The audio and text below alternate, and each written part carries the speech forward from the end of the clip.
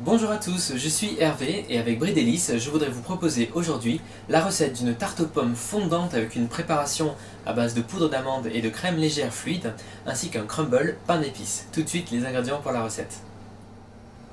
Vous aurez besoin d'une pâte brisée maison, une brique de crème légère fluide 20 centilitres, également 50 g de poudre d'amande, 3 œufs, 75 g de sucre ou de cassonade et 4 belles pommes.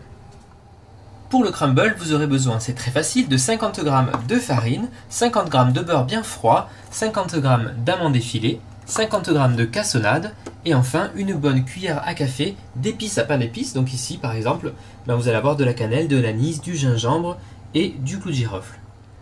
Tout d'abord, réalisons le crumble. Vous mettez le sucre, la farine, les épices et le beurre froid dans un récipient et vous mélangez tout ça du bout des doigts. Enfin, vous ajoutez donc les amandes effilées et vous continuez donc à pétrir légèrement du bout des doigts et vous réservez donc cette préparation de crumble au frigo. Je découpe mes pommes que j'ai pelées en lamelles fines.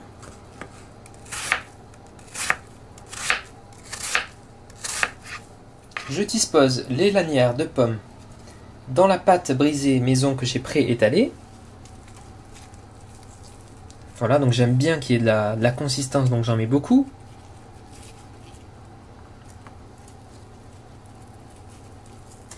Pour notre préparation à l'amande et à la crème légère, je casse les œufs. Je mélange avec le sucre ou la cassonade. J'ajoute la poudre d'amande.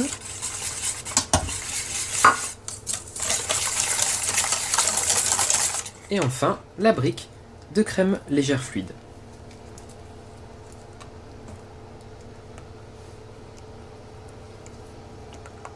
Voilà, répartissez bien sur toutes les pommes.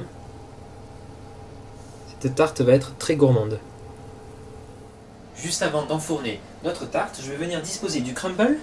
Donc le crumble, laissez-le bien au frais pour que le beurre fige à nouveau et que vous puissiez avoir cet effet, un peu cette texture crumble, tout simplement, de miettes.